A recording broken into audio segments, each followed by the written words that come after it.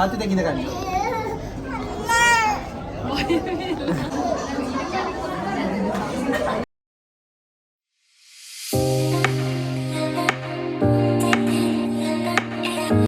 හායි කොහොමද?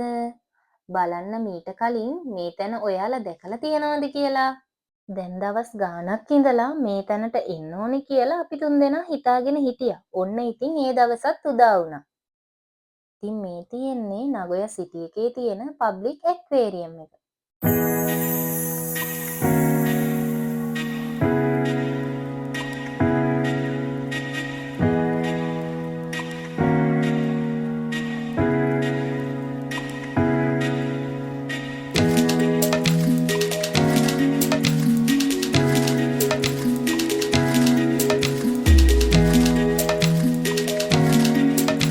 මෙතනට එන හුඟක් දෙනෙක් මේ එක්ස්පීරියන්ස් එක නම් ගන්න අමතක කරන්නේ නැහැ.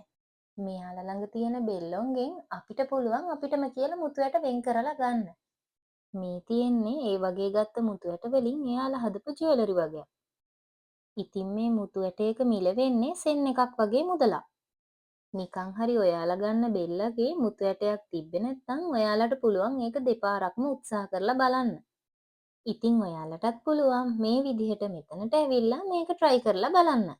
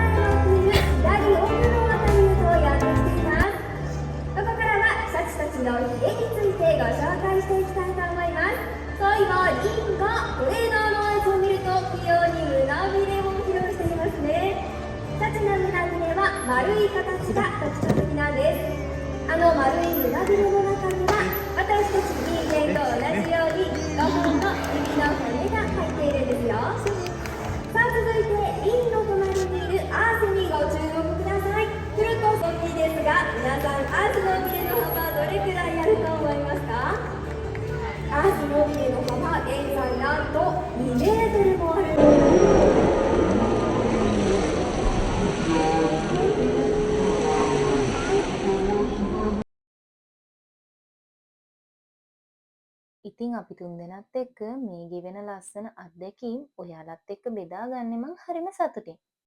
එහෙනම් තවත් වීඩියෝ එකකින් ඔයාලව නැවත හම්බෙන බලාපොරොත්තුවෙන් ගිහින් එන්නම්. පරිස්සමින් ඉන්න.